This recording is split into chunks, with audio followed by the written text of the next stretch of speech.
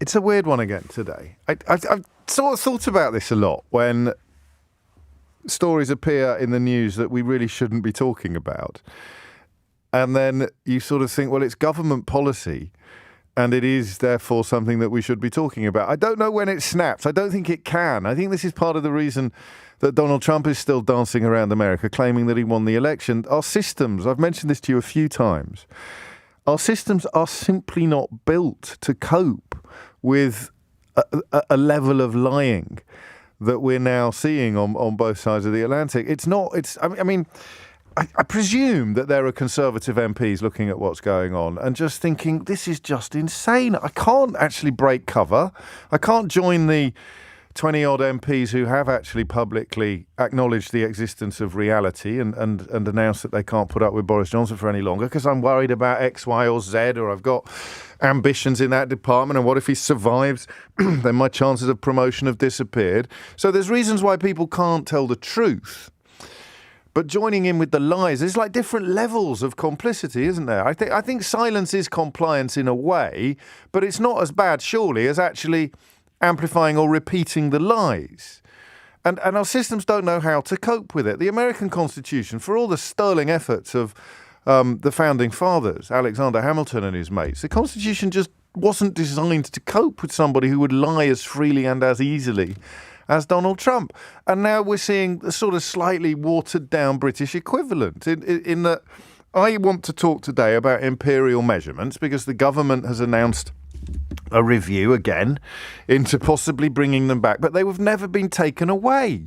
The front page of the Mail on Sunday yesterday claimed that the European Union had banned the use of the crown stamp on pint glasses, which is categorically and demonstrably untrue. I got sent a photograph of someone enjoying a pint in real time in Malta from a glass that had the actual crown stamp on it, and Malta is in the European Union. It also had the CE mark on it as well, which allows manufacturers to sell goods freely across 20-odd countries with no additional checks. But if you want to have a crown on it as well, you can.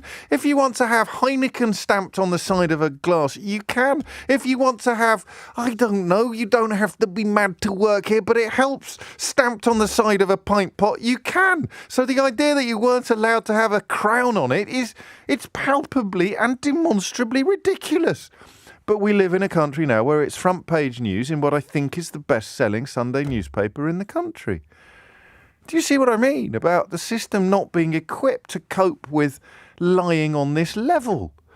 That's a major newspaper. So you look at it and you think, presumably, unless you're lucky enough to be tuned into this programme every day for your daily dose of truth and reality, you look at that and you think, well, sounds a bit rum, that. I'm sure I had a pint pot with a crown on it in Malta last summer when we were there on our holidays, but, well, I mean, this is a newspaper. They wouldn't be able to print abject rollicks on the actual front page unless there was a sort of scintilla of truth in it. Yes, they would.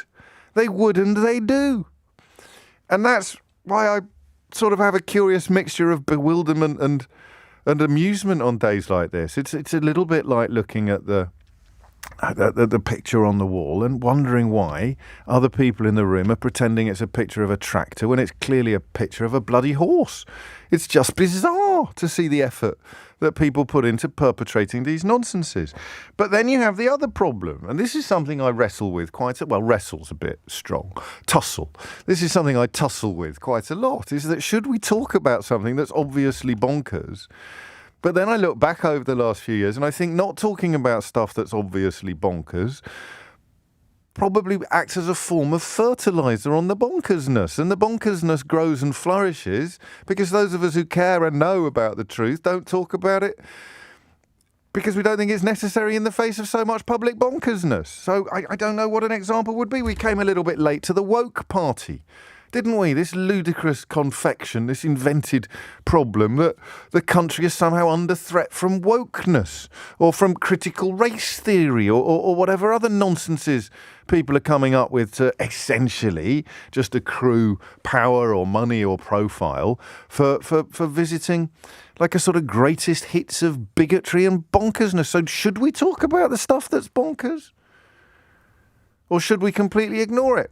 And then, just when you think my burdens could get no heavier, and thank you for the epic amounts of sympathy and violin playing that are currently sweeping the country, just when you think my personal stroke professional burdens could get no bigger, you note that if the government is doing it, if they're turning it into a major announcement, if this is something that is being held up as a, wait for it, a benefit of Brexit, then you have to talk about it because it's actually in the national interest to point out how pathetic it is.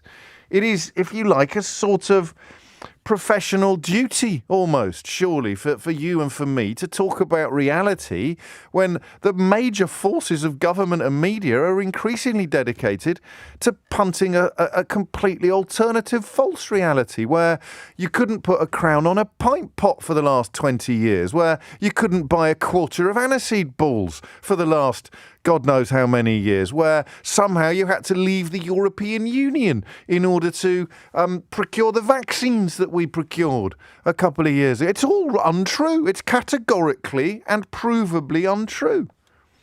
But the government are selling it to the people as something significant, something important, something to be celebrated. So that's why I think we have to talk about it. Would it be completely meta and absurdly self-indulgent of me to add that to the list of questions I'm about to ask you? Should we even be talking about this at all? 03456060973. What's James doing on the radio today? Well, he's doing this topic, but the main point of the topic is to ask people calling in whether they should actually be talking about the thing he's encouraging them to ring in and talk about. You see what I mean about when does it snap?